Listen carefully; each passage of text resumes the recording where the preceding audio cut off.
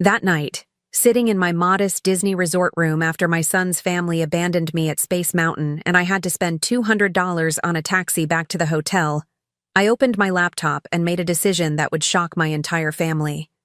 Within 24 hours, David was frantically calling me after seeing my Instagram post from the Grand Floridian presidential suite, begging me to take down the viral video that showed me dining with Disney executives while explaining how his family had abandoned their 73-year-old mother at the Magic Kingdom.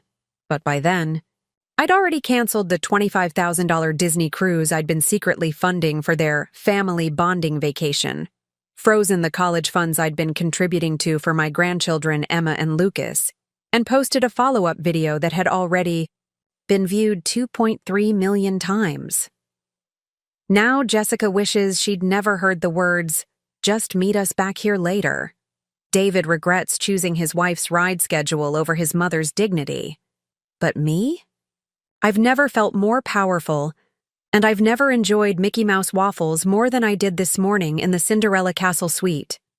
Before we begin, make sure to hit that subscribe button right now, because what you're about to hear is going to make you rethink everything you know about family dynamics and the power of going viral for all the right reasons. And while you're at it, ring that notification bell, because this channel is dedicated to stories that prove age is not a limitation.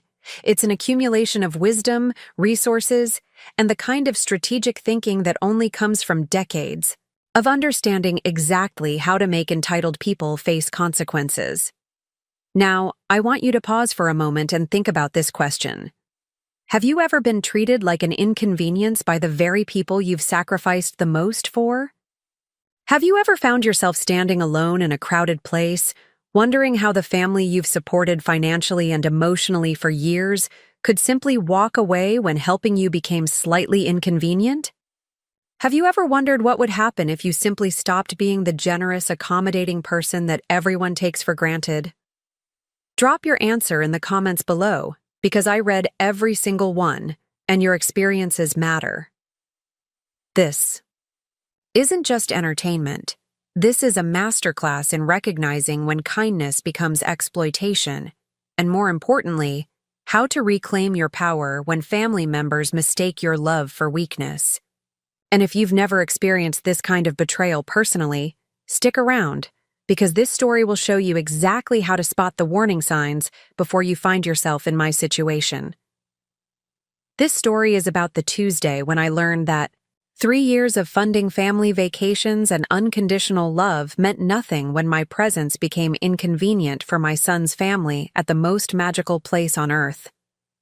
When I discovered that the child I'd raised to value family loyalty had married a woman who saw me as nothing more than a burden to be managed around her perfectly planned Disney itinerary.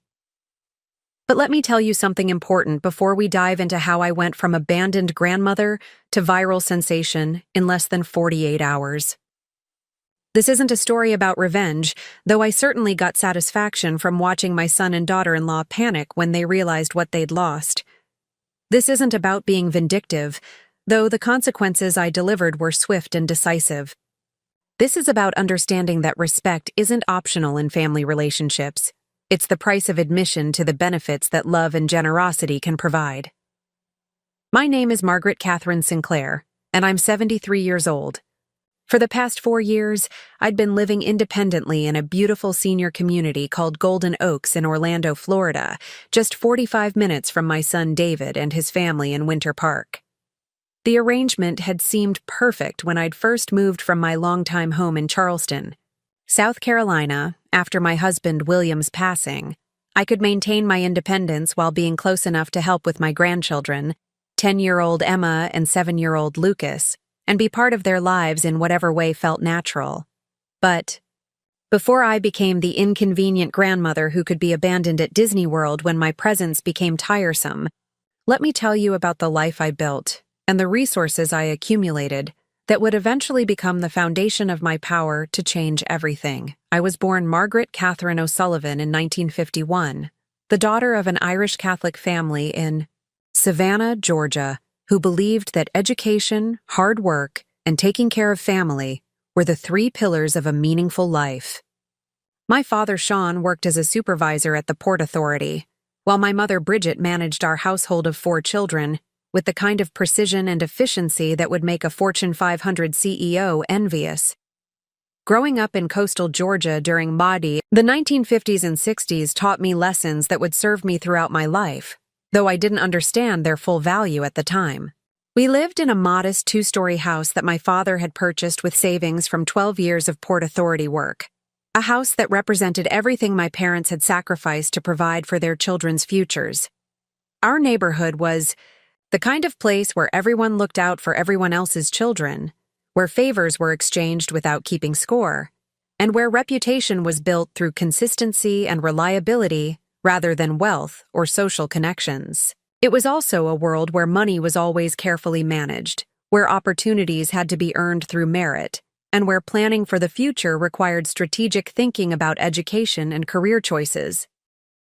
My parents had immigrated from County Cork in Ireland during the 1940s, arriving in Savannah with nothing but determination and a work ethic that would eventually allow them to purchase that house and send all 4 children to college. They'd met at a church dance for Irish immigrants, married after a courtship that lasted 3 years, while they both saved money and established themselves in their new country. Sean O'Sullivan had found work at the Savannah port within 2 months of arriving in America, starting as a general laborer and working his way up to supervisor through 12 years of showing up early, staying late, and treating every task as an opportunity to prove his value to supervisors who were initially skeptical about hiring recent immigrants. Bridget O'Sullivan had taken work as a seamstress for wealthy families in Savannah's historic district, creating beautiful clothing and doing alterations while learning English and observing how successful American families managed their households and raised their children. She'd saved every penny she could from her wages, living with relatives for the first 2 years, while accumulating the money that would eventually become the down payment on the house where I grew up. By the time I was old enough to understand adult conversations, my parents had achieved a level of financial security that allowed them to focus on their children's education and future opportunities, rather than basic survival. But they never forgot the lessons they'd learned during those early years of struggle, and they made sure their children understood that security was something that had to be earned and protected through careful planning and consistent effort. Margaret, my father would say when I complained about having to work part-time jobs during high school, money that you earn yourself is money that no one can take away from you. But money that you depend on other people to provide can disappear as quickly as it appeared. That lesson, that financial independence was the foundation of all other forms of independence, would shape every major decision I made throughout my adult life. It would influence my choice to continue working even after David was born, my insistence on maintaining my own investment accounts even during the years when William's income could have supported our entire family, and my careful planning for retirement that had allowed me to maintain my dignity and independence even after William's death. My mother's lessons were equally important, though focused more on relationships and family dynamics than money management. Bridget O'Sullivan had observed wealthy families long enough to understand that money alone didn't create happiness or security, and that the families who thrived over generations were those who maintained strong relationships based on mutual respect and genuine care for each other's well-being. Margaret, she would tell me as I helped her prepare dinner each evening, money can solve many problems, but it cannot solve the problem of people who don't love each other properly. The families I work for who are truly happy are the ones where everyone treats everyone else with kindness and consideration, regardless of who earns the money or who makes the decisions. That lesson, that respect and consideration were the foundation of healthy relationships, would become the standard by which I measured all my important relationships throughout my life. It would guide my expectations for marriage, my approach to raising David, and eventually, my recognition of when family relationships had become unhealthy enough to require intervention. I met my husband, William James Sinclair, when I was 26, and working as an executive assistant at Coastal Banking Corporation in Savannah. William was 29, a financial advisor with dreams of building his own investment firm, and helping middle-class families achieve the kind of financial security that had taken my parents decades to build. He was intelligent, ambitious, and had the rare quality of seeing potential in people and situations that others might overlook. What attracted me to William wasn't just his intelligence or his professional success, though both were impressive. What drew me to him was the way he listened when I talked about my family, my work, and my own dreams for the future. He was genuinely interested in my opinions about things that mattered to both of us, and he treated my goals and preferences as equally important to his own when we discussed the kind of life we might build together. During our 3-year courtship, William had demonstrated the qualities that would make him not just a good husband, but a true partner in building the kind of life that would honor both our family's sacrifices and our own dreams for the future. He was the kind of man who remembered what I'd told him about my family's history and my parents' struggles, and who understood that my commitment to financial independence wasn't distrust of his ability to provide for our family, but rather a reflection of values that had been shaped by my parents' experiences as immigrants who'd had to build security from nothing. When William proposed in March 1979, he did so with a speech that had convinced me he understood not just what I wanted from marriage, but why those things were important to me. "Margaret," he had said, "I want to build something with you that our children will be proud to inherit, not just in terms of money or property, but in terms of the values and the love that will be the foundation of everything we create together." We married at Sacred Heart Cathedral in Savannah in a ceremony that represented everything hopeful about young love and careful planning. The wedding wasn't elaborate by today's standards, but it was perfect in the way that matters most. It was a celebration of two people who genuinely understood what they were promising each other and had the character to honor those promises through whatever challenges life might bring. The early years of our marriage had been challenging in the way that builds character, rather than destroying it. William's position as a junior financial advisor at Coastal Banking provided a steady but modest income, while my role as executive assistant at the same institution contributed enough to allow us to save for the future we were planning. We lived carefully, spending money on experiences and investments that would build our foundation rather than on luxuries that would provide temporary pleasure but no lasting value. But what made those early years special wasn't the financial discipline or the practical skills we were developing.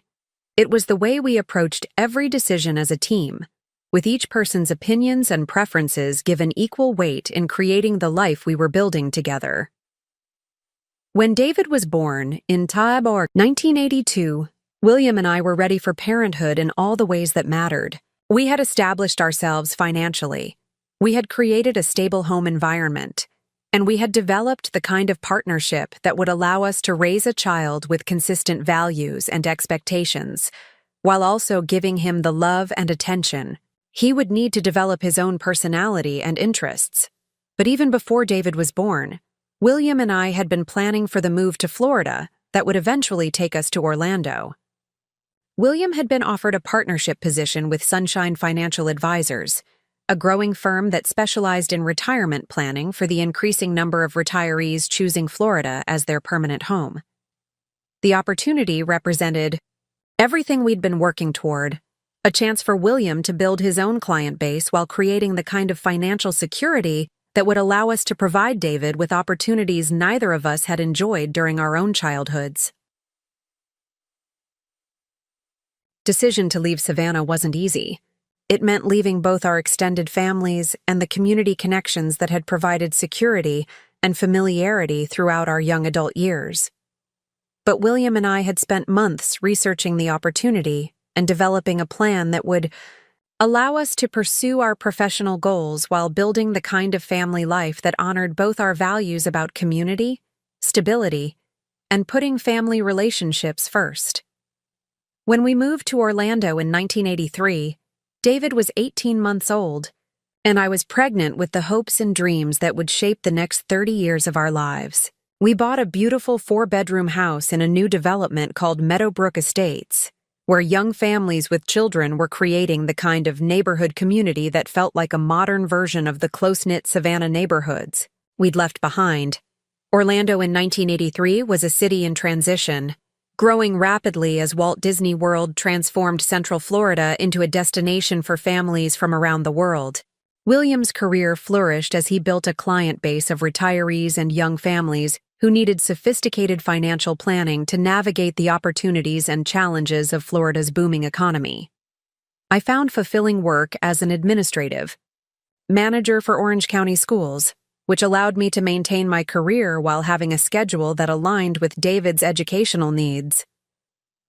For the next 25 years, William and I built the kind of life that represented everything we'd hoped for when we'd made the decision to leave Savannah.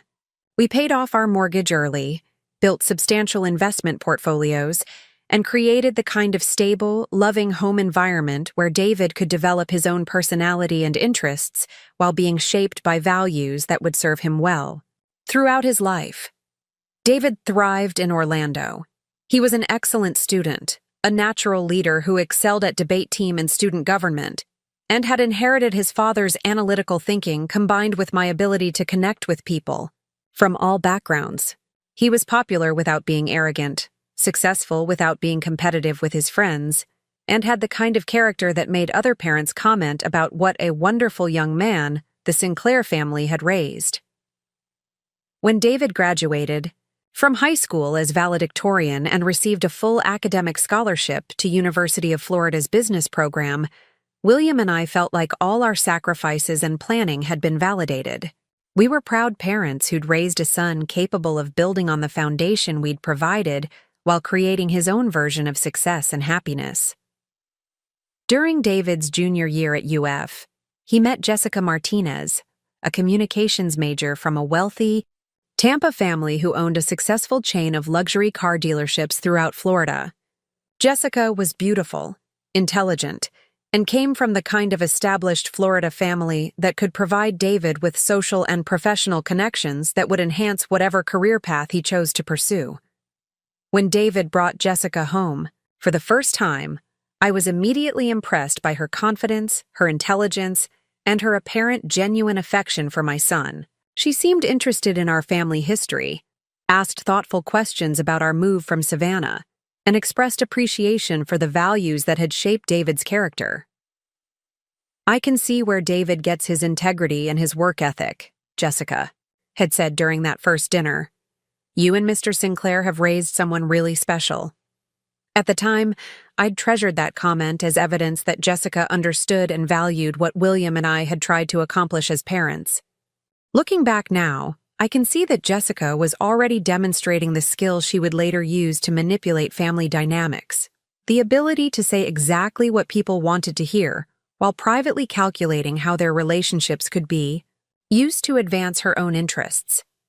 The wedding took place 2 years later at the prestigious Grand Bohemian Hotel in Orlando, with 300 guests, flowers that cost more than William and I had spent on our entire wedding, and a reception that was featured in Orlando Magazine's society pages. I was proud to be the mother of the groom, grateful that David had found love with someone who clearly adored him and who came from a family that would support his ambitions and help him build the kind of life he deserved. But even during the wedding planning process, there had been signs that I should have recognized as warnings about how Jessica viewed family relationships and social dynamics. Jessica's family had dominated the guest list, filling nearly 3/4 of the venue with their extensive social and business networks, while David's side had included William and me, a few college friends, some co-workers from his first job at an Orlando marketing firm, and several empty tables that highlighted the difference in our social circles compared to the Martinez family's extensive connections. During the reception, Jessica's mother, Carmen, had introduced me to other guests as David's mother, the school administrator, while she introduced her own family and friends with detailed descriptions of their business achievements, social positions, and community involvement. The introductions weren't intentionally dismissive, but they reflected a subtle hierarchy that positioned the Sinclair family as David's past, while the Martinez family represented his future. The first few years of David and Jessica's marriage had seemed to confirm my optimism. Jessica had been warm and inclusive, inviting William and me to family celebrations and holiday gatherings. She'd seemed genuinely grateful for my help during the early months of adjusting to married life, when managing a household while both partners were establishing their careers required the kind of support that experienced family members could provide. When Emma was born 3 years after the wedding, Jessica had actively sought my advice about everything from sleep schedules and feeding routines to managing the anxiety that came with first-time parenthood. I had spent countless hours helping with the kind of practical support that made the transition to parenthood manageable: meal preparation, laundry, and the overnight care that allowed new parents to get enough rest to function during the demanding early months. "Margaret, I don't know what I'd do without you," Jessica had said repeatedly during Emma's infancy. "Having an experienced mother nearby has made this so much easier than it would have been if we were trying to figure everything out on our own." When Lucas had arrived 3 years later, the pattern had repeated, with me providing intensive support. During the challenging months of adjusting to life with 2 young children, Jessica had seemed genuinely appreciative of my help, and David had regularly expressed gratitude for his mother's willingness to prioritize their family's needs. William's death 6 years ago had changed everything about my situation and my relationship with David's family. William had been my partner, my best friend, and my buffer in social situations where I felt uncertain about family dynamics or social expectations. When he passed away peacefully in his sleep from a heart attack at age 71, I lost not just my husband, but also my primary source of emotional support and my strongest advocate within our family structure. The grief was overwhelming, but David and Jessica had been wonderfully supportive during those first difficult months. They'd helped with funeral arrangements, assisted with legal and financial paperwork, and had included me in family activities in ways that made me feel like I was still part of a loving, connected family unit, even without William's presence. When I'd decided to sell the Meadowbrook Estates house, the house held too many memories, and maintaining it alone felt overwhelming. David had suggested that I consider moving closer to their family rather than staying isolated in a house that was too large and too filled with reminders of my loss. "Mom, you shouldn't be alone during this transition," David had said as we'd discussed my housing options. "Orlando has some beautiful senior communities where you could have your own space, but also access to social activities and support services. And being closer to us would mean you could be part of Emma and Lucas's daily lives in whatever way feels comfortable." Golden Oaks had seemed perfect when David and Jessica had toured it with me. The apartment was spacious and elegant, with 3 bedrooms, a full kitchen, and a balcony overlooking the community's beautifully landscaped gardens and golf course. The complex offered social activities, transportation services for shopping and appointments, and the kind of security that would give David peace of mind about my safety and well-being. Most importantly, the location was only 45 minutes from David and Jessica's home in Winter Park, close enough for regular visits and family involvement, but far enough that I wouldn't be interfering with their daily routines or privacy. The sale of my Meadowbrook Estates house had netted $485,000 after paying off the small remaining mortgage and covering real estate fees. Instead of keeping all that money for my own future needs, I'd given $200,000 to David and Jessica as what I'd called an early inheritance to help them upgrade to their dream home in Winter Park and fund some renovations they'd been planning. The remaining $285,000 I'd kept in savings and investment accounts to cover my living expenses at Golden Oaks and provide financial security for my remaining years. But what David and Jessica didn't know was that William's financial planning and investment strategies had been extraordinarily successful. The portfolio he'd built over 30 years of disciplined investing had grown to over $2.3 million by the time of his death. Combined with his life insurance policies and our other assets, I had become a woman of considerable means, though I'd chosen to live modestly and use my resources to help my family rather than display my wealth conspicuously.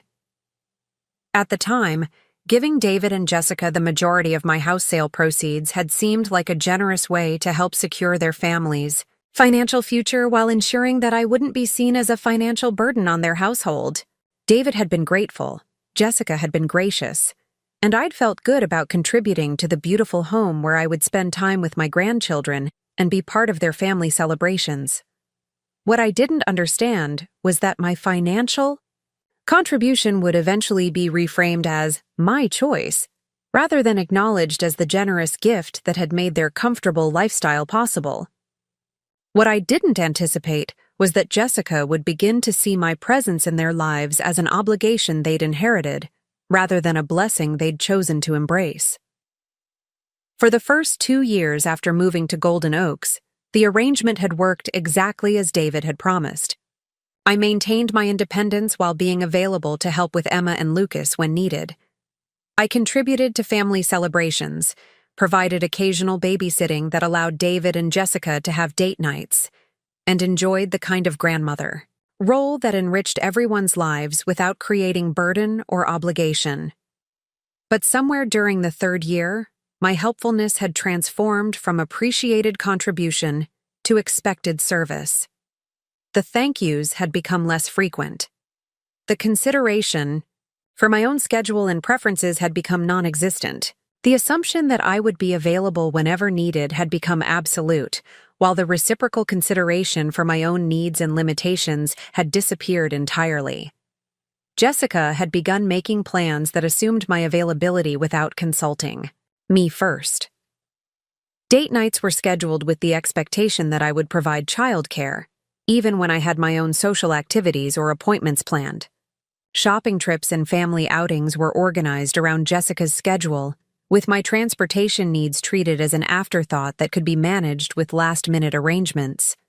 Most telling of all, Jessica had begun making comments about my living situation that suggested she was already anticipating changes to our current arrangement.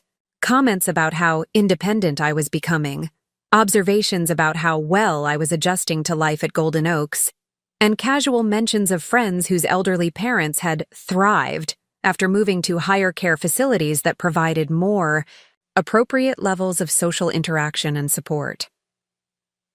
The Disney World trip had been planned as a family bonding vacation, a week-long celebration of Emma's 10th birthday that would create magical memories for the grandchildren while allowing the adults to enjoy the parks together. Jessica had suggested the trip 6 months earlier, and I had immediately offered to help with the expenses since Disney vacations can be prohibitively expensive for young families.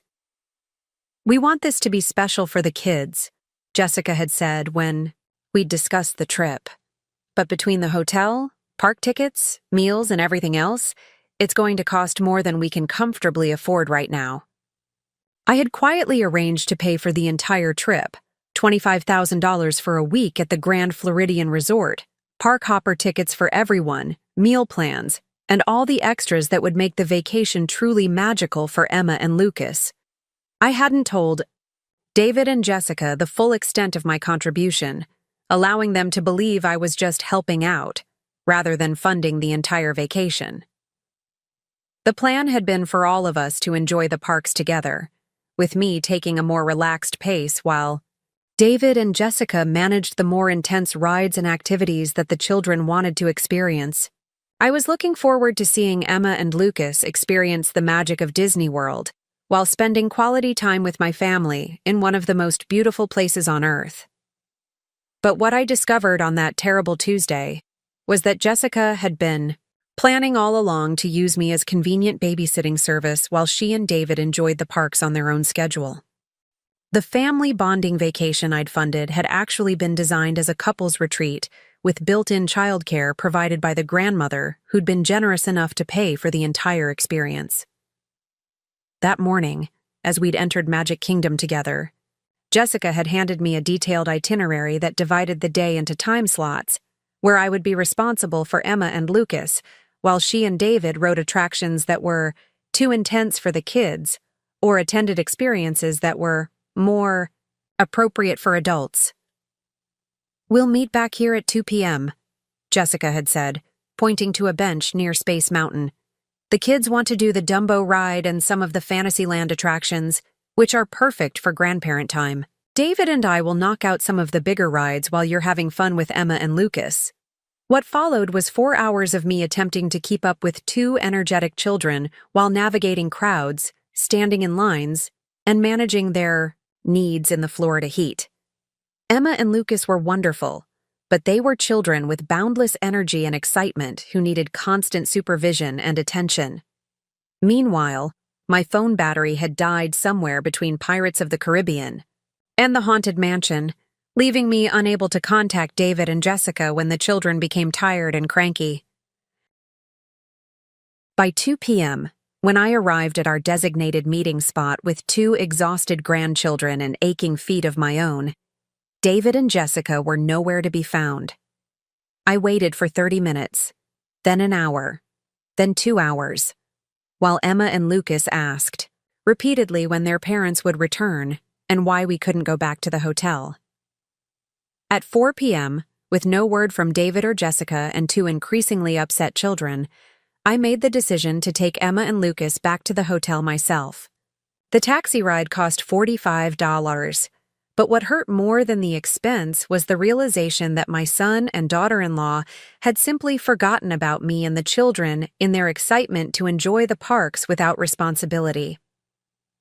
When we reached the Grand Floridian, I discovered David and Jessica in the lobby lounge, relaxing with drinks and discussing their afternoon while appearing completely unconcerned about the family members they'd left behind. "Oh, good. You made it back," Jessica had said when she saw us approaching. "We got caught up exploring Epcot and lost track of time." "The kids look tired anyway. They're probably ready for a nap." No apology. No acknowledgement that they'd left their mother and their children waiting for 2 hours. No recognition that abandoning family members at Disney World was unacceptable behavior, regardless of the circumstances. That evening, after Emma and Lucas had gone to bed in the adjoining room of our family suite, I'd tried to address what had happened with David and Jessica.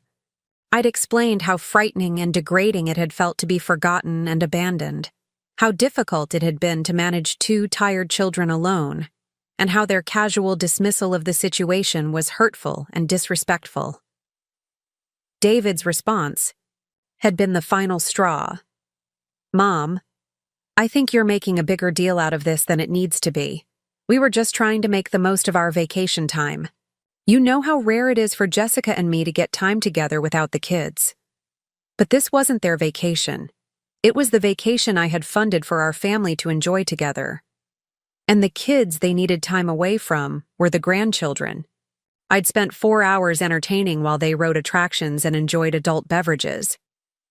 That night, sitting alone in my hotel room after discovering that the family I'd generously supported for years could abandon me without a second thought, I made the decision that would change everything. I opened my laptop and began researching exactly how much power a woman with $2.3 million in assets and a viral social media strategy could wield when she finally decided to stop being taken for granted. Within 24 hours, David and Jessica would discover that the grandmother they'd dismissed as an inconvenience was actually the person who controlled whether their comfortable lifestyle continued or disappeared forever. The Disney vacation I'd funded would become the last family trip they'd ever take at my expense, and the Magic Kingdom would become the place where Margaret Catherine Sinclair transformed from accommodating grandmother to powerful woman who refused to accept disrespect from anyone, including her own family. But before I tell you exactly how I turned their dream vacation into their worst nightmare, let me show you the strategic thinking and hidden resources that made my response possible. Because what happened next would prove that sometimes the most magical moments happen when you finally decide to stop letting other people's convenience matter more than your own dignity. Before we continue with Margaret's story and find out exactly how she transformed from abandoned grandmother to viral sensation in less than 48 hours, I need you to do something crucial for me. Hit that subscribe button right now. Not just because it helps the channel, but because what you're about to hear is going to fundamentally change how you think about family dynamics, financial power, and the art of strategic consequences. And while you're clicking that subscribe button, make sure you ring the notification bell, because this channel is dedicated to stories that prove something most people never realize. Age isn't a limitation. It's an accumulation of wisdom, resources, and the kind of strategic thinking that only comes from decades of watching people reveal their true character when they think you're powerless to respond. Now, I want you to pause this video for just a moment and really think about this question.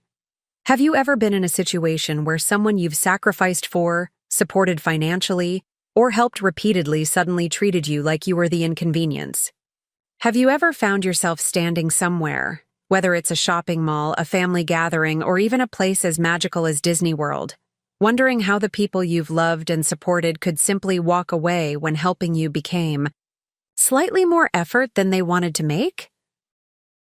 I want you to really sit with that feeling for a moment, because if you've experienced it, you know exactly what Margaret felt that afternoon at Space Mountain. And if you haven't experienced it yet, consider yourself fortunate, but also consider this story a warning about the signs to watch for before you find yourself in Margaret's situation. Drop your answer in the comments below. Tell me about a time when someone treated your generosity like an obligation, your love like a convenience, or your presence like a burden they had to manage. I read every single comment, and your experiences matter because they're part of a pattern that plays out in families, friendships, and relationships all over the world every single day. But here's what I also want you to tell me in the comments. What would you have done in Margaret's situation? Would you have quietly accepted the abandonment and tried to smooth things over to keep family peace? Would you have confronted David and Jessica directly and hoped they'd change their behavior? Or would you have done what Margaret did, recognized that some lines can't be uncrossed and decided it was time to teach some people exactly what they were about to lose?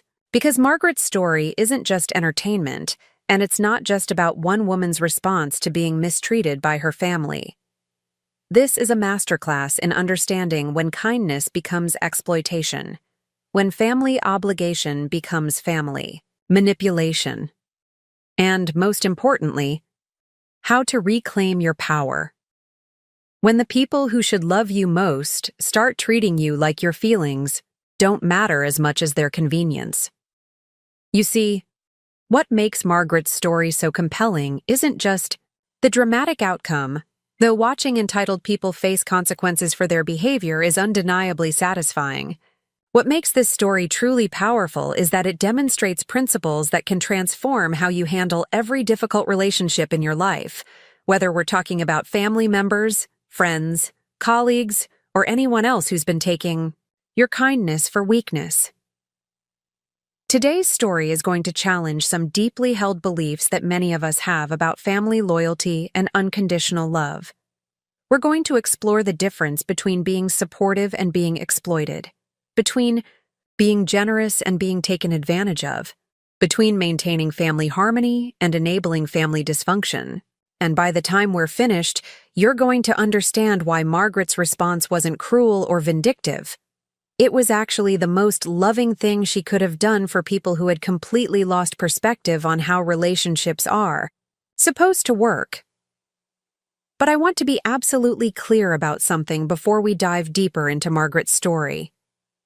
This isn't about encouraging family conflict for its own sake. This isn't about promoting revenge as a solution to relationship problems. And this definitely isn't about cutting people off at the first sign of imperfection or selfishness. What this story is about is understanding that healthy relationships, whether they're with family members, friends, or romantic partners, require mutual respect. Not perfect behavior, not constant gratitude, not walking on eggshells to avoid conflict, but basic, fundamental respect for each other's dignity, feelings, and worth as human beings. Margaret's story demonstrates what happens when that respect disappears entirely, when one person's needs and feelings become completely irrelevant to the other people in the relationship, and when kindness and generosity get reframed as obligations rather than choices. More importantly, it shows us what's possible when someone who's been devalued finally decides that preserving their own dignity is more important than preserving an artificial peace. The reason Margaret's response was so effective wasn't because she was wealthy, though her financial resources certainly gave her options that not everyone has. The reason her response worked was because she understood something that most people in her situation never figure out. Respect isn't something you can beg for, negotiate for, or earn through increasingly desperate acts of service. Respect is something you have to require, and sometimes requiring respect means demonstrating exactly what life looks like when people lose access to the benefits they've been taking for granted. Now, I know some of you are thinking, but family is family. Shouldn't Margaret have tried to work things out? Shouldn't she have given David and Jessica another chance to understand how their behavior was affecting her? And those are fair questions that deserve honest answers. The reality is that Margaret had been trying to work things out for 3 years. She'd been giving David and Jessica chances to recognize how their behavior was changing, to acknowledge her feelings, and to treat her with the consideration that any human being deserves, let alone a mother and grandmother who'd been financially supporting their lifestyle. Margaret hadn't jumped straight to consequences. She'd started with conversations. She'd tried expressing her feelings directly. She'd attempted to address the problems through normal relationship communication. But what she'd discovered, what many people in similar situations discover, is that some people interpret attempts at communication as opportunities to explain why your feelings are wrong, rather than as information about how their behavior needs to change. When Margaret had tried to talk to David about feeling taken for granted, his response had been to minimize her feelings and make excuses for Jessica's behavior. When she'd expressed hurt about being excluded from family decisions, she'd been told she was being too sensitive. When she'd pointed out that her contributions were being treated as expectations rather than appreciated as choices, she'd been reminded of how much the family valued her without any acknowledgement that their behavior needed to change. This is a pattern that many of you will recognize from your own lives. It's what happens when someone has decided that your role in their life is to provide services, support, or resources while requiring minimal consideration in return. They're not necessarily conscious of making this decision. Often they've simply gotten comfortable with an arrangement that benefits them, and they've stopped thinking about whether it's fair to you. The insidious thing about this dynamic is that it usually develops gradually. It starts with small requests that seem reasonable. It progresses to larger expectations that build on previous generosity. Eventually, it reaches a point where your availability, your resources, and your emotional labor are simply assumed rather than requested, appreciated, or reciprocated. Margaret's situation with David and Jessica is a perfect example of how this progression works. It had started with Margaret offering to help with childcare during the stressful early months of parenthood, offering being the key word. These were choices Margaret made because she loved her family and wanted to support them during challenging transitions. But over time, Margaret's helpful choices had been reframed as grandmotherly obligations. Her generous financial contributions had been recontextualized as Margaret's decisions, rather than acknowledged as gifts that significantly improved David and Jessica's quality of life. Her presence in their lives had been repositioned from valued family member to convenient resource that could be utilized when beneficial and ignored when inconvenient. The Disney World abandonment hadn't been an isolated incident of poor judgment. It had been the inevitable result of 3 years of systematic devaluation that had finally reached the point where David and Jessica felt comfortable treating Margaret with open disregard rather than subtle manipulation. What's crucial to understand about Margaret's story is that the people who exploit kindness rarely see themselves as exploitative. David and Jessica didn't wake up one morning and decide to mistreat Margaret. Instead, they gradually adjusted their expectations and behaviors in response to Margaret's continued availability and generosity until they reached a point where they simply expected her to prioritize their convenience over her own dignity. This is why attempting to solve these problems through conversation alone is often ineffective. When someone has convinced themselves that your role is to accommodate their needs while they accommodate nothing in return, they're not usually open to feedback about how this dynamic is unfair. Instead, they're likely to respond to your concerns with explanations about why their needs are more important, why your expectations are unreasonable, or why you should be grateful for the opportunity to serve their family. Margaret had experienced exactly this type of response when she'd tried to address her concerns with David. Instead of acknowledgement that his mother's feelings mattered and his family's behavior needed adjustment, she'd received lectures about being more understanding of the challenges of parenting and marriage. Instead of recognition that abandoning her at Disney World was unacceptable, she'd been told she was making a bigger deal out of the situation than necessary. This type of response reveals something important about how David and Jessica viewed Margaret's role in their lives. They weren't interested in her feedback about their behavior because they didn't see her as someone whose opinions about their treatment of her mattered. They saw her as someone whose function was to provide support while accepting whatever level of consideration they felt like offering in return. Understanding this dynamic is crucial because it explains why Margaret's strategic response was not only justified, but necessary. When someone has decided that your feelings don't matter enough to influence their behavior, communication alone will not restore respect to the relationship. What's required is a demonstration that treating you badly has consequences they care about more than they care about treating you well. Margaret's decision to upgrade her Disney experience and share her story publicly wasn't revenge. It was education. She was teaching David and Jessica something they'd apparently forgotten: that her presence in their lives was a choice she was making, not an obligation she owed them. That her financial support was generosity she was providing, not an entitlement they could expect regardless of how they treated her. And that respecting her dignity wasn't an optional extra in their relationship. It was the price of admission to the benefits she'd been providing. The brilliant thing about Margaret's approach was that it was completely proportional and entirely within her rights.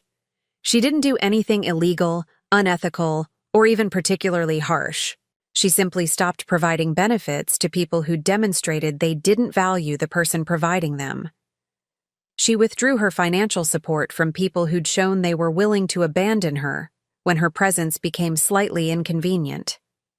And she shared her experience publicly, not to shame them, but to demonstrate that seniors don't have to accept mistreatment just because the mistreatment is coming from family members. But Margaret's story also demonstrates something else that's crucial for anyone who's dealing with similar situations: the importance of having options. Margaret was able to respond strategically to David and Jessica's behavior because she had maintained her financial independence, because she'd preserved her own social connections and interests, and because she understood her own worth regardless of how her family was treating her.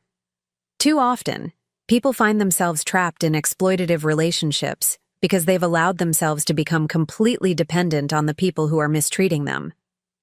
They've given up their financial independence, isolated themselves from other relationships, or convinced themselves that maintaining family connections is worth accepting any level of disrespect. Margaret's story shows us a different model. She'd maintained her independence while being generous. She'd preserved her own identity while being supportive. She'd kept her options open while being available.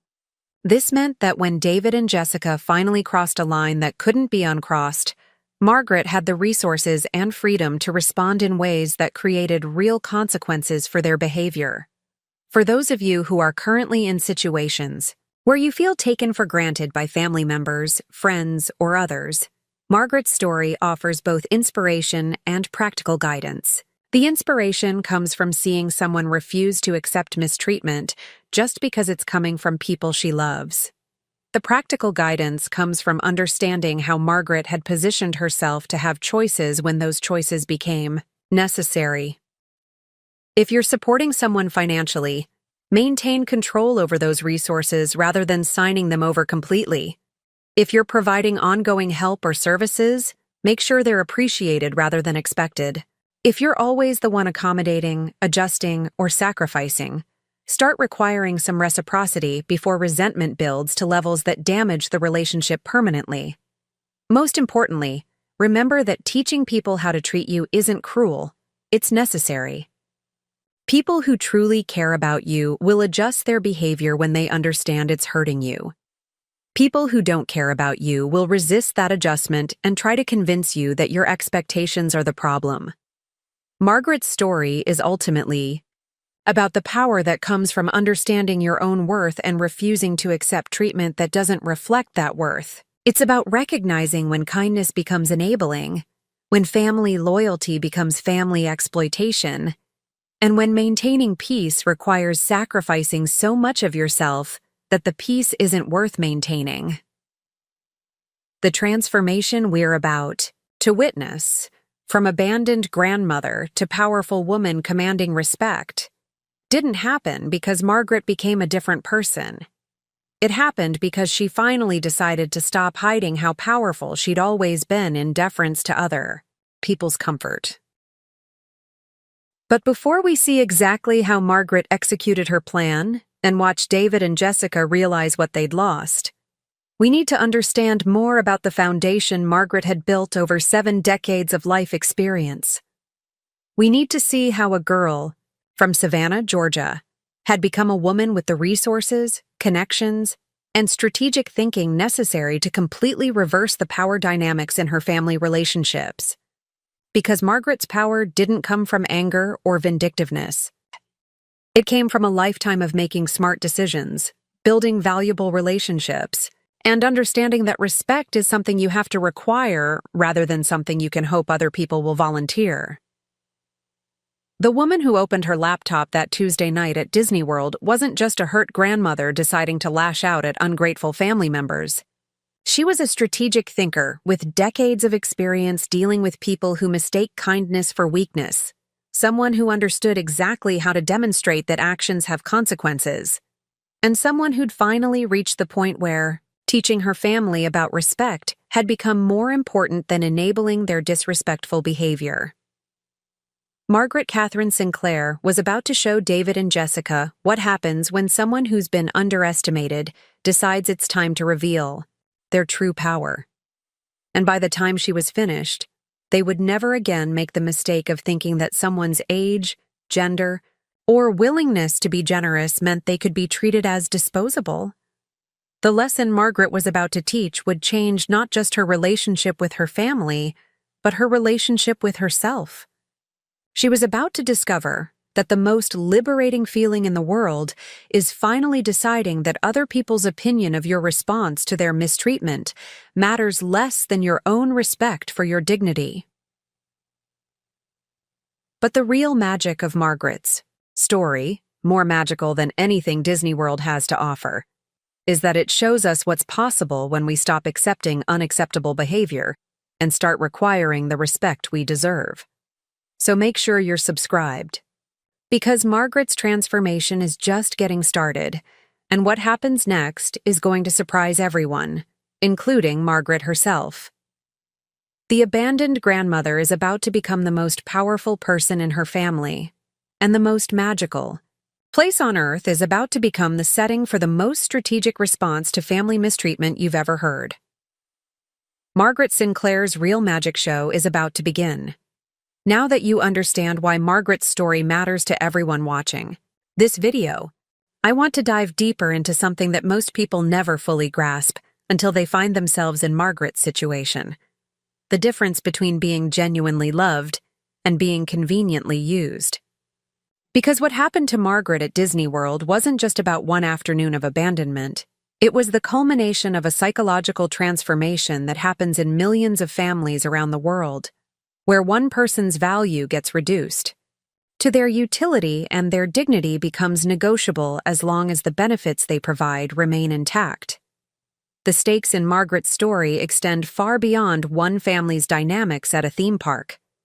What we're really talking about here is a fundamental question that affects every relationship in your life.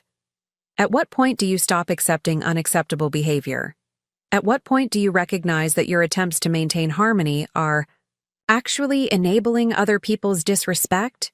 And most crucially, at what point do you understand that the most loving thing you can do for people who are taking you for granted is to stop being available for them to take for granted? These aren't just philosophical questions. They're practical challenges that determine whether you live your life as someone who commands respect or someone who hopes for it. They determine whether your relationships are based on mutual consideration or one-sided accommodation. And they determine whether you teach people that treating you well is optional or required. Margaret's story demonstrates what happens when someone finally answers these questions decisively. But to understand why her response was so effective and why it created such dramatic change in her family dynamics, we need to understand something that most people never learn: the psychology of entitlement and how it develops in relationships, where one person consistently prioritizes everyone else's comfort over their own dignity. You see, David and Jessica hadn't started their marriage planning to exploit Margaret.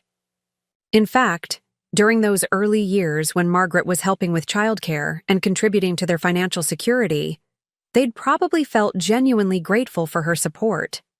The problem was that they'd gradually stopped thinking of Margaret's contributions as choices she was making and started thinking of them as services she provided.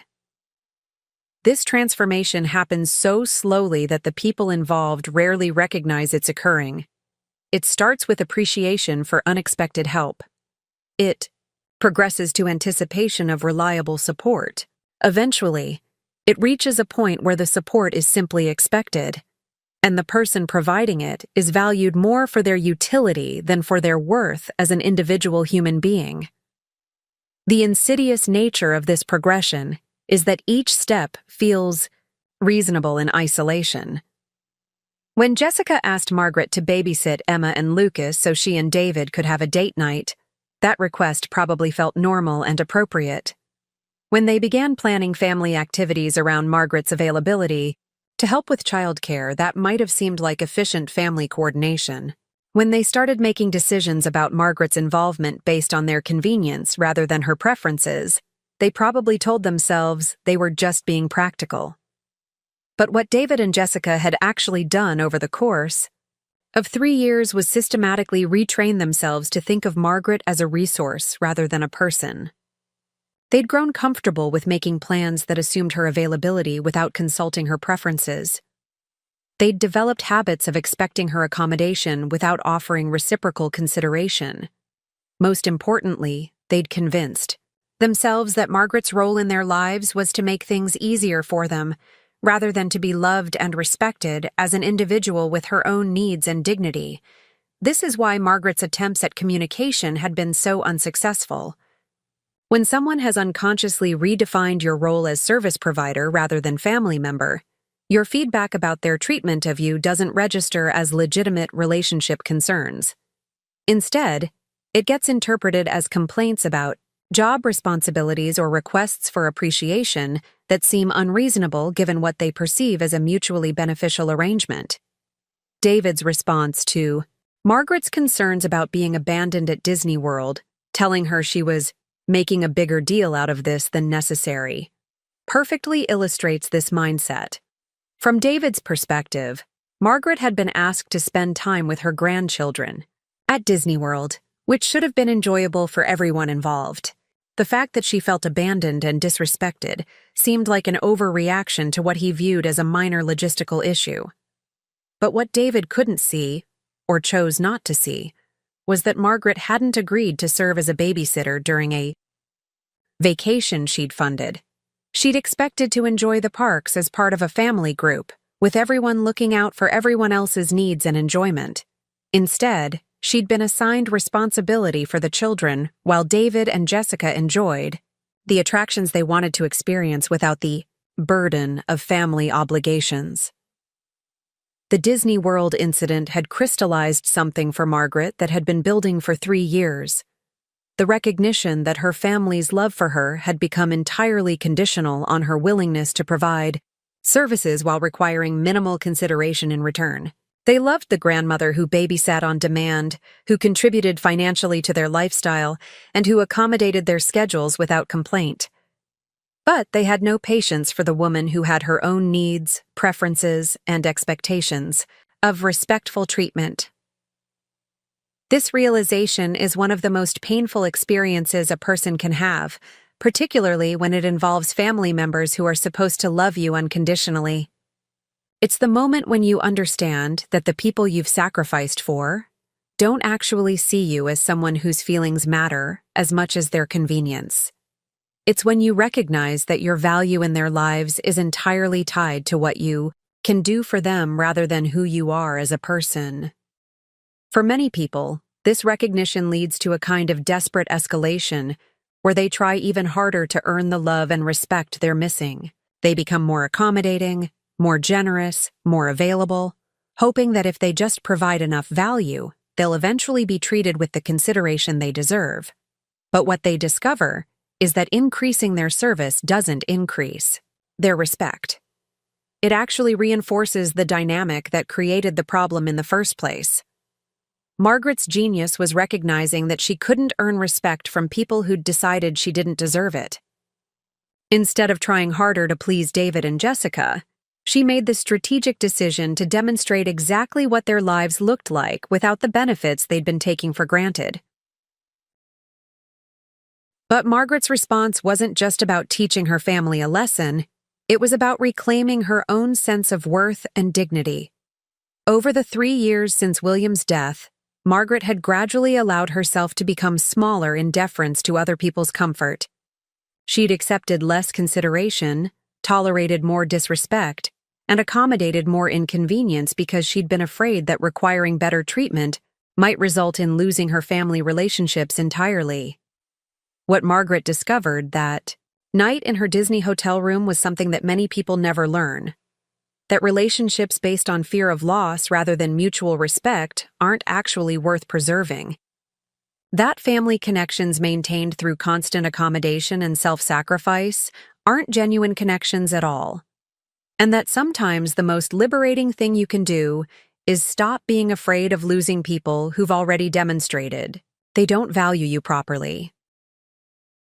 The decision Margaret made to upgrade her Disney experience and share her story publicly represented a fundamental shift in how she understood her own power and worth.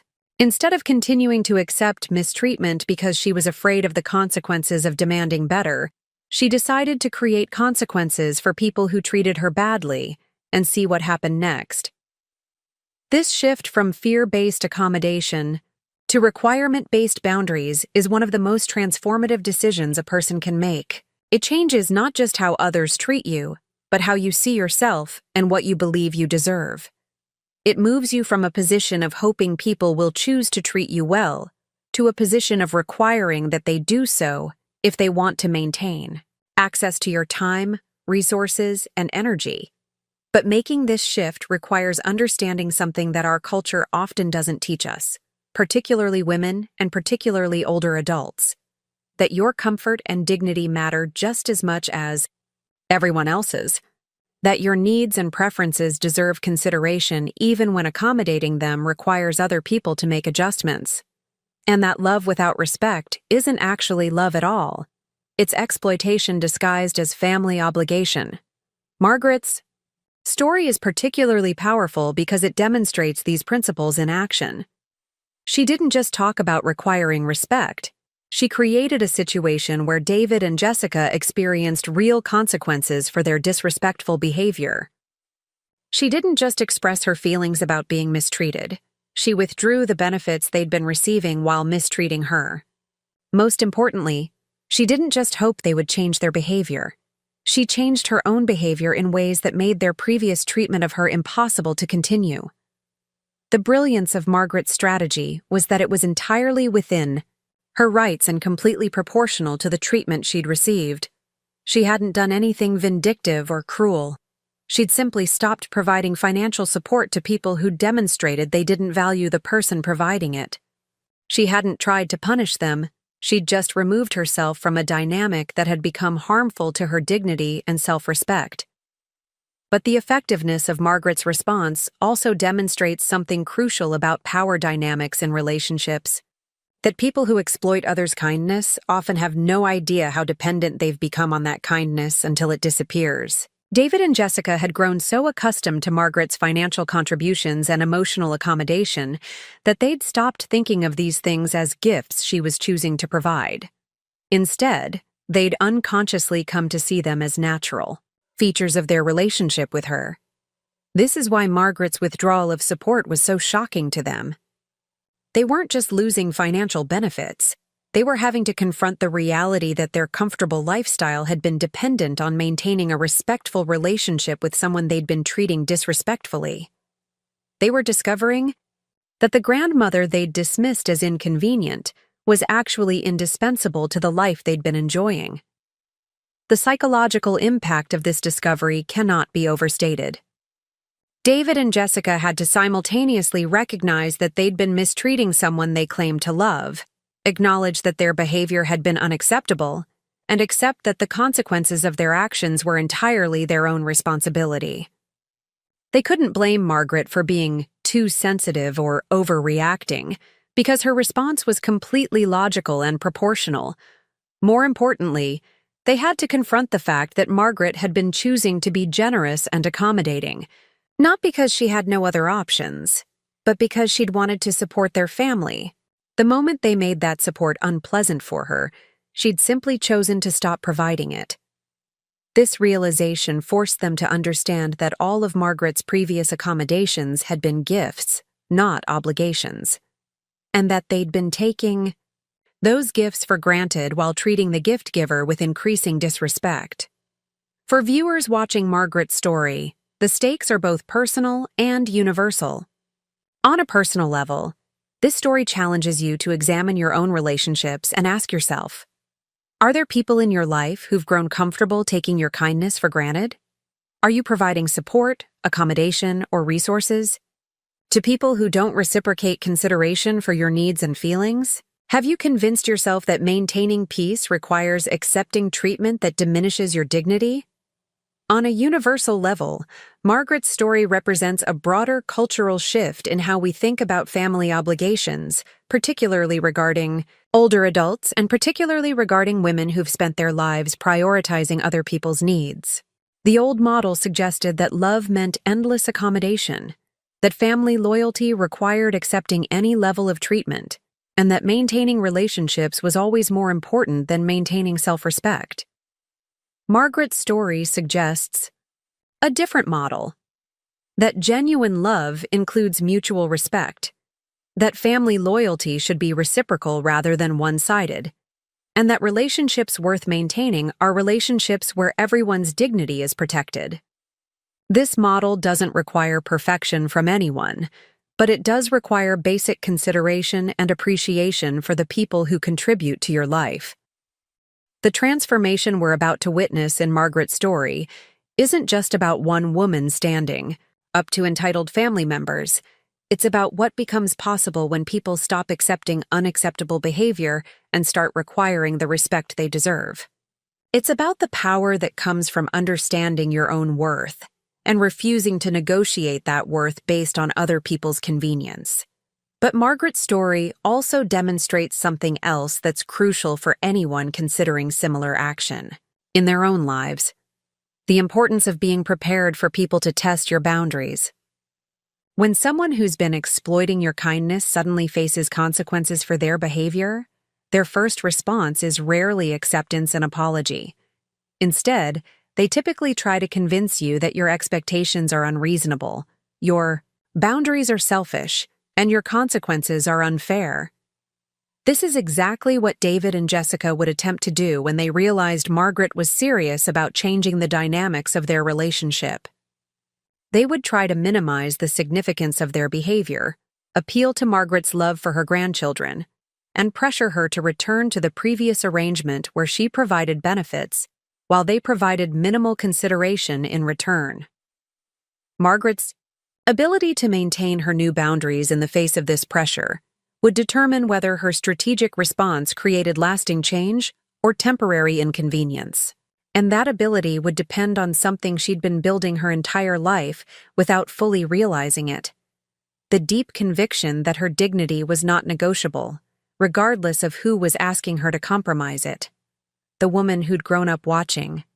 Her immigrant parents built respect through consistency and integrity, who'd married a man who treated her as an equal partner, and who'd raised a son to value character over convenience, had always possessed the strength to require respectful treatment. What had changed wasn't Margaret's capacity for demanding respect. It was her willingness to do so even when the disrespect was coming from people she loved. This distinction is crucial because it reveals something important about Margaret's transformation. She wasn't becoming a different person.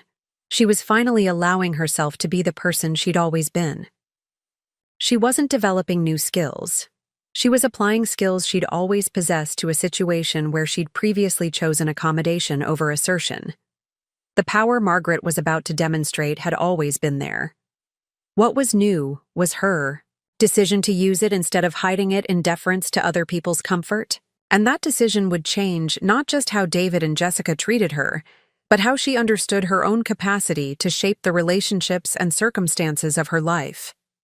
The abandoned grandmother was about to become a woman who commanded respect, not because she demanded it, but because she required it as the natural price of access to her time, energy, and resources. And David and Jessica were about to learn that taking someone for granted isn't a sustainable strategy when that someone has options, resources, and the wisdom that comes from 7 decades of understanding exactly how relationships are supposed to work.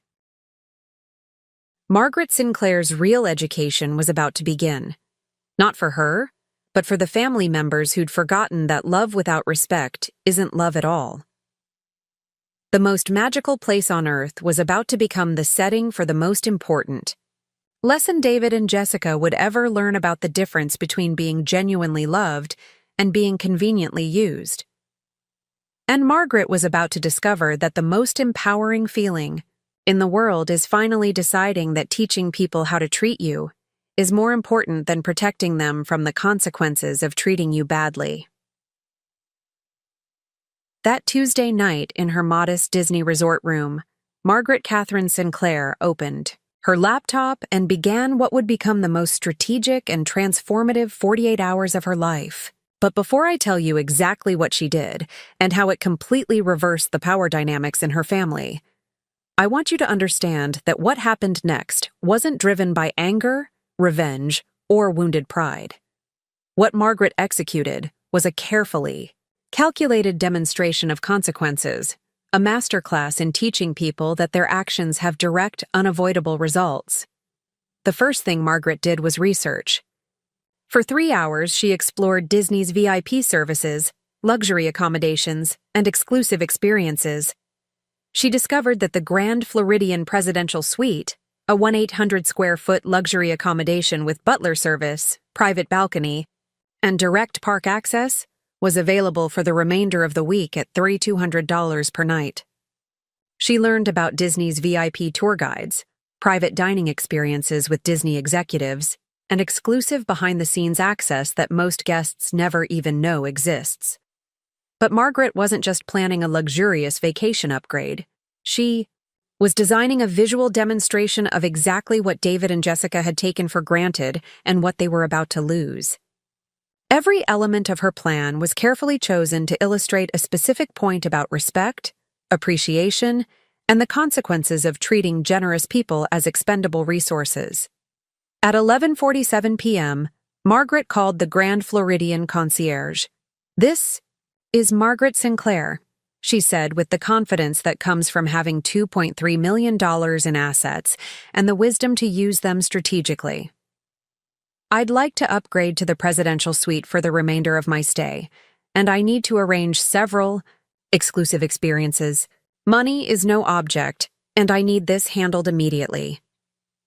Within 30 minutes, Margaret had secured the presidential suite, arranged for a private VIP tour guide for the next day, booked dinner with Disney's customer experience executives, and scheduled a private photography session to document her upgraded Disney experience. The total cost for her 3 remaining days would be over $15,000, exactly the amount David had been panicking about spending on their originally planned Disney cruise. But Margaret's strategy went beyond just upgrading her own experience. At Hawaii, 12:30 a.m., she called her bank and initiated a series of financial moves that would demonstrate exactly how much of David and Jessica's comfortable lifestyle had been dependent on her generosity. She canceled the automatic transfers that had been funding Emma and Lucas's college accounts. Contributions of $2,000 per month per child that David and Jessica had apparently forgotten were coming from Margaret's resources rather than their own savings. She froze the credit line she'd established for David and Jessica's home renovations, a $50,000 credit facility that had allowed them to upgrade their kitchen, remodel their master bedroom, and install the pool that had made their house the neighborhood gathering spot for other families. Most significantly, she canceled the automatic payment for the Disney cruise she'd been secretly funding, a $25,000 family vacation scheduled for the following month that David and Jessica had been looking forward to for 6 months. Margaret also sent a brief professional email to David and Jessica's financial advisor, a family friend who'd been managing some joint investments. Please note that effective immediately, I'll be withdrawing from all shared financial arrangements with David and Jessica Martinez. I'll be working with my own advisor going forward to manage my assets independently. Thank you for your previous assistance. But the masterstroke of Margaret's strategy was her decision to document and share her upgraded Disney experience publicly. At 1:15 a.m., she created an Instagram account called A Magical Margaret 73 and crafted her first post with the kind of strategic precision that comes from understanding exactly how to make a point that can't be ignored. The post featured a photo of her modest Disney resort room with a caption that would soon go viral. After being abandoned at Space Mountain today by my son and daughter-in-law, who I was funding this entire Disney vacation for, I decided to show myself what real Disney magic looks like. Tomorrow, I'm moving to the presidential suite at Grand Floridian and treating myself to the VIP experience I always deserved. Sometimes the best family is the one you create by valuing yourself. Disney magic. Know your worth. Senior power. What Margaret understood, and what David and Jessica were about to learn, was that in today's social media world, public accountability creates pressure that private conversations never can. Margaret wasn't trying to shame her family into better behavior. She was creating a situation where their treatment of her would become visible to their community, their friends, and their professional networks. Wednesday morning arrived with the kind of Florida sunshine that makes everything seem possible. Margaret woke up in her modest room for the last time, ordered room service breakfast, charged to David and Jessica's room naturally, and began preparing for her transformation from abandoned grandmother to Disney VIP. At 9 a.m., a Disney representative arrived to personally escort Margaret to her new accommodations. The presidential suite was everything the website had promised and more. A stunning space with views of Magic Kingdom, a private balcony where she could watch the fireworks, and amenities that made her previous accommodations look like a budget motel.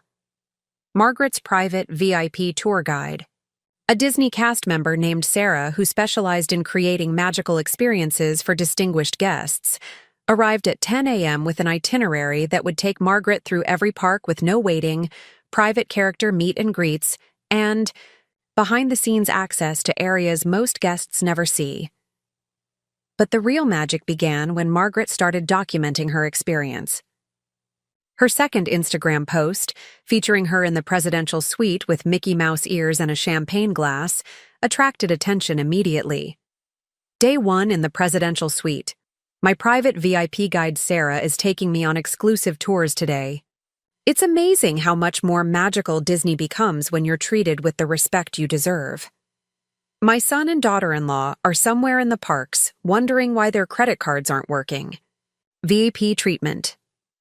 Respect your elders' magical upgrade. By 11 a.m., Margaret's posts were being shared by her friends from Golden Oaks, who were delighted to see her standing up for herself. By noon, local Orlando social media accounts had picked up her story. By 2 p.m., her post had been shared over 1,000 times, with comments pouring in from people who related to her experience of being taken for granted by family members. Meanwhile, David and Jessica were discovering the immediate consequences of Margaret's strategic response. Their first indication that something had changed came when Jessica tried to use the credit card Margaret had been paying for to buy lunch at Epcot. The card was declined. When David called the credit card company, he learned that the account had been closed by the primary cardholder, his mother. Their second shock came when they tried to check their bank account and discovered that the automatic transfers they'd been receiving for Emma and Lucas's college funds had been canceled. The accounts were still accessible, but no new money would be added unless David and Jessica began making the contributions themselves. The third and most devastating discovery came when Jessica checked her email and found a message from their travel agent. "I'm sorry to inform you that your Disney cruise reservation has been canceled due to non-payment. The credit card on file has been declined, and the cancellation fee has been charged to the account as per the terms of your booking." By 3 p.m. Wednesday, David was frantically calling Margaret's phone.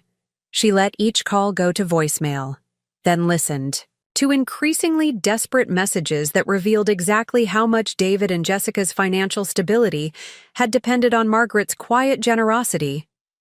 "Mom, there seems to be some kind of problem with the credit cards and the bank transfers. Can you call me back so we can figure out what's going on? Mom, the travel agent says our cruise has been canceled. There must be some mistake. Please call me back right away. Mom, I know you're upset about yesterday, but we need to talk. This is affecting Emma and Lucas's future. Please call me back." That evening, Margaret attended her private dinner with Disney's customer experience executives, a behind-the-scenes experience that costs $500 per person and typically requires months of advance planning. She dined on gourmet cuisine while discussing Disney's commitment to creating magical experiences for guests of all ages, and she made sure to document the entire evening for her growing social media audience.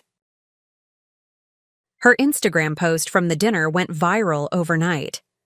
"Having dinner with Disney executives tonight, discussing how they create magic for guests who appreciate being treated well. They're fascinated by my story of upgrading after being abandoned by family." One executive said, "Mrs. Sinclair, Disney magic is about treating every guest like family." I told him, "That's exactly the problem. My family forgot how to treat me like family." Disney executives, treated like family, knowing your worth. By Thursday morning, Margaret's story had been picked up by local news stations, senior advocacy groups, and social media accounts dedicated to family dynamics and elder rights. Her Instagram following had grown to over 50,000 people, with comments from viewers sharing their own stories of being taken for granted by family members. The viral nature of Margaret's story created exactly the kind of public pressure that David and Jessica couldn't ignore. Their friends, neighbors, and professional contacts were seeing Margaret's posts and asking questions. Jessica's colleagues at the marketing firm where she worked were commenting on the situation. David's business associates were sharing the story and making observations about family values and respecting parents. More importantly, Emma and Lucas's friends at school had parents who were following Margaret's story, which meant the children were hearing comments and questions about why their grandmother was staying at Disney World alone instead of with their family. The public nature of the situation made it impossible for David and Jessica to simply wait for Margaret to get over her feelings and return to the previous arrangement. Thursday afternoon brought Margaret's most strategic move yet. She arranged for a professional photography session in the Cinderella Castle Suite, an exclusive dining experience that typically requires 6 months advance planning and costs $600 per person. The photos showed Margaret in an elegant dress, dining on gourmet cuisine while surrounded by Disney's most iconic setting. Her Instagram post from the Castle Suite became her most viral content yet. "Lunch in Cinderella Castle today. a dream I've had since childhood but never thought I'd experience. My son used to tell me these exclusive experiences were too expensive and not worth it. Turns out he was wrong about both. Sometimes you have to treat yourself to the magic you deserve, especially when the people you've been treating to magic don't appreciate the person providing it. Cinderella Castle. Dreams come true. Worth it. The post was shared over 10,000 times within 6 hours, with major social media accounts featuring Margaret's story as an example of senior empowerment and the importance of self-advocacy. Comments poured in from people praising Margaret's courage, sharing their own stories of family mistreatment, and celebrating her decision to prioritize her own happiness. But the most significant development came Thursday evening, when David and Jessica finally appeared at the Grand Floridian, having spent the day tracking down Margaret's location and working up the courage to confront their new reality. Margaret was on her private balcony, watching the Magic Kingdom fireworks with a glass of champagne, when the concierge called to inform her that her son and daughter-in-law were in the lobby requesting to speak with her. "Please inform them that I'm enjoying a private VIP fireworks viewing experience," Margaret told the concierge with the kind of calm authority that comes from finally understanding your own power. "If they'd like to schedule an appointment to discuss their treatment of me, they can contact my assistant." "Your assistant, Mrs. Sinclair?" "Yes, please give them this number." Margaret provided the contact information for Diana Walsh, her estate planning attorney, whom she'd briefed earlier that day about the situation and who'd agreed to mediate any discussions about restoring financial arrangements. The message was clear.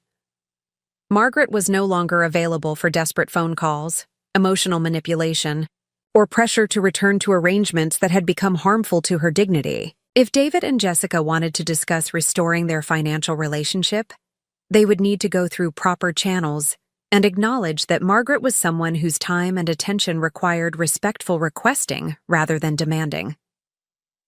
Friday morning brought the confrontation that would determine whether Margaret's strategic response created lasting change or temporary inconvenience. David and Jessica, having spent a sleepless night in their modest Disney resort room while Margaret enjoyed luxury accommodations 30 floors above them, finally understood the full scope of what they'd lost and what they needed to do to have any hope of restoring it. The meeting took place in Diana Walsh's temporary office at the Grand Floridian, a conference room the attorney had arranged for the purpose of facilitating what she described as family financial mediation. Margaret arrived in an elegant outfit purchased from the hotel's boutique, carrying herself with the confidence that comes from finally understanding that her dignity was not negotiable. David and Jessica arrived looking exhausted, stressed, and humbled in a way that Margaret had never seen before. For the first time in 3 years, they were approaching her as supplicants, rather than assuming they could take her cooperation for granted. "Mom," David began. But Diana Walsh interrupted, with the professional authority that Margaret had hired her to provide. "Mrs. Sinclair," Diana said, "you've asked me to facilitate this discussion about the financial arrangements you'd been providing for your son's family, and whether those arrangements might be restored under different terms. Would you like to begin by explaining the circumstances that led to your decision to discontinue your previous support?" For the next hour, Margaret calmly and methodically detailed 3 years of systematic marginalization, culminating in the Disney World abandonment that had finally convinced her that David and Jessica valued her resources more than they respected her person. She explained how her attempts to address these issues through conversation had been dismissed, minimized, and ignored. Most importantly, she described how she'd finally understood that continuing to provide financial support to people who treated her disrespectfully was actually enabling their harmful behavior rather than encouraging them to change it. David and Jessica listened in stunned silence as Margaret's attorney presented documentation of the financial support that had been quietly funding their lifestyle.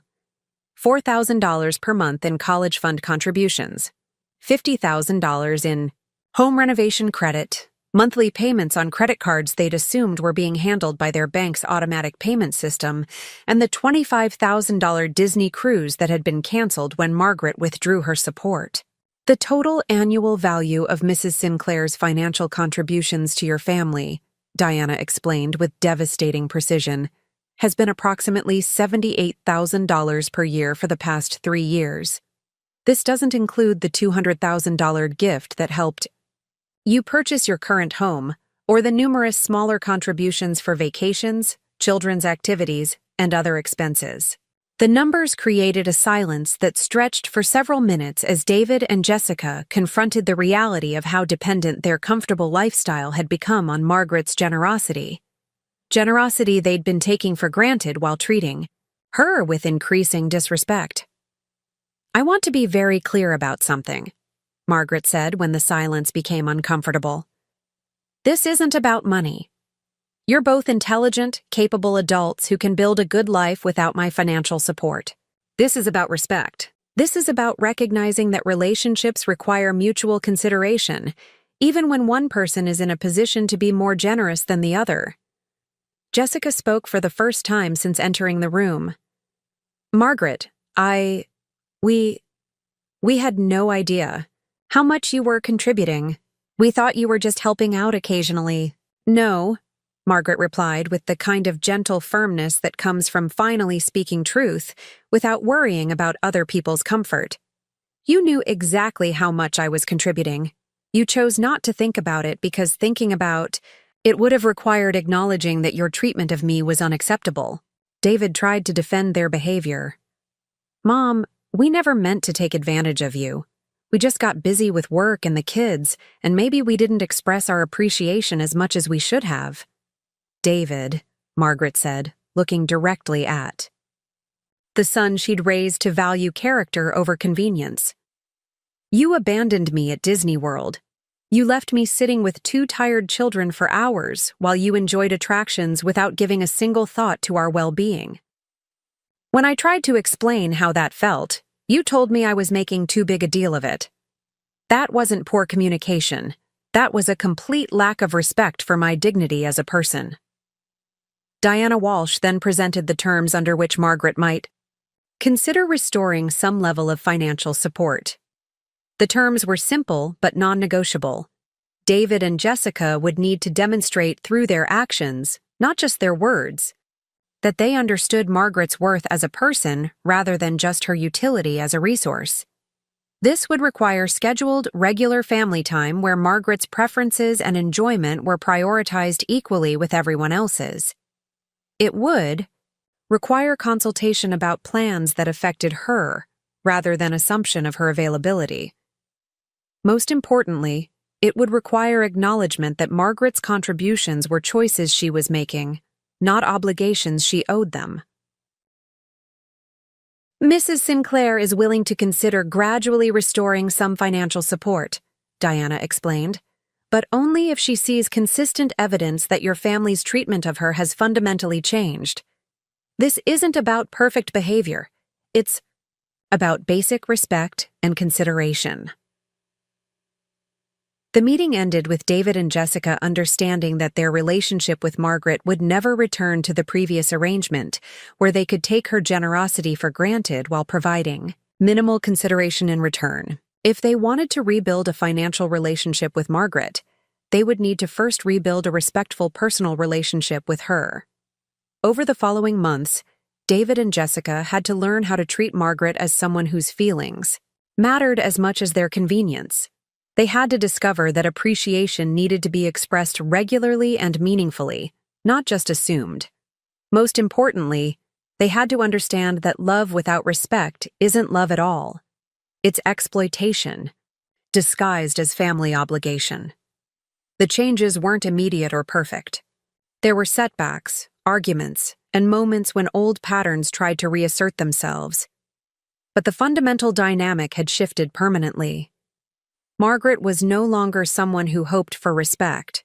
She was someone who required it as the price of access to her time, energy, and resources.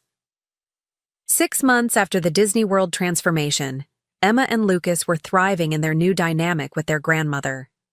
Instead of taking her availability for granted, they learned to appreciate the special time they spent with her. Instead of seeing her as convenient childcare, they began to understand her as someone with her own interesting life, experiences, and wisdom to share. David had to confront some difficult truths about how he'd allowed his marriage to affect his relationship with his mother. He began creating space for one-on-one time with Margaret, separate from Jessica's influence and expectations. Most importantly, he learned to advocate for his mother's dignity, even when that advocacy created inconvenience for his wife. Jessica's transformation was the most dramatic and the most necessary. She had to recognize that her treatment of Margaret had been guided by self-interest rather than family love. She had to learn that appreciating someone's contributions meant considering their feelings, not just benefiting from their generosity. Most challenging of all, she had to accept that Margaret's value to their family wasn't dependent on her utility to their lifestyle. The Disney cruise was eventually rescheduled, but this time, David and Jessica paid for it themselves, and the itinerary was planned around activities that everyone would enjoy rather than just the younger family members. Margaret's presence was valued rather than assumed, and her preferences were consulted rather than ignored. Margaret's Instagram account, Magical Margaret 73, continued to inspire people around the world who were dealing with similar family dynamics. Her posts about setting boundaries, requiring respect, and understanding your own worth resonated with thousands of people who'd been struggling with exploitative relationships. But more importantly, Margaret had discovered something about herself that changed how she approached every relationship in her life. That teaching people how to treat you isn't cruel or selfish, it's necessary. That requiring respect doesn't damage good relationships, it preserves them. And that sometimes the most loving thing you can do for people who are taking you for granted is to stop being available for them to take for granted. The woman who'd been abandoned at Space Mountain had become someone who commanded respect, not through demands or manipulation, but through the simple act of valuing herself enough to require that others value her too. Margaret Sinclair had learned that real magic isn't about waving wands or making wishes. It's about understanding your own worth and refusing to accept treatment that doesn't reflect that worth. Her story became a reminder that age isn't a limitation. It's an accumulation of wisdom, resources, and the kind of strategic thinking that only comes from decades of understanding exactly how relationships are supposed to work. And sometimes, the most magical transformation of all is finally deciding that your dignity is worth more than other people's comfort. Margaret's Disney World experience had indeed been magical, not because of the VIP tours or luxury accommodations, but because it had been the setting for her transformation from someone who hoped for respect to someone who required it. And that transformation had changed not just her relationship with her family, but her relationship with herself. The most magical place on earth had become the place where Margaret Catherine Sinclair finally learned the most important lesson of all: that you teach people how to treat you by what you're willing to accept, and that sometimes the best gift you can give someone is the natural consequence of their own behavior. If you've made it this far in Margaret's story, I want you to remember something. You have more power than you realize to change the dynamics in your own relationships. You don't have to accept disrespect from people just because you love them. You don't have to continue providing benefits to people who don't appreciate the person providing them. And you definitely don't have to sacrifice your dignity to maintain relationships that aren't based on mutual respect. Margaret's story isn't just about one woman's triumph over entitled family members. It's about what becomes possible when you finally decide that your worth isn't negotiable, regardless of who's asking you to compromise it. So make sure you're subscribed to this channel, because Margaret's story is just one example of what happens when people stop accepting unacceptable behavior and start requiring the respect they deserve. And in the comments below, tell me about your own experiences with setting boundaries and requiring respect. Your stories matter, And they might just inspire someone else to find their own courage to transform from someone who hopes for better treatment to someone who requires it. Remember, you are worth more than you've been accepting. You deserve better than you've been receiving. And sometimes, the most magical transformation of all is finally believing that truth enough to act on it. The magic was inside Margaret all along. She just had to decide to use it. Up next, you've got 2 more standout stories right on your screen. If this one hit the mark, you won't want to pass these up. Just click and check them out. And don't forget to subscribe and turn on the notification bell so you don't miss any upload from us.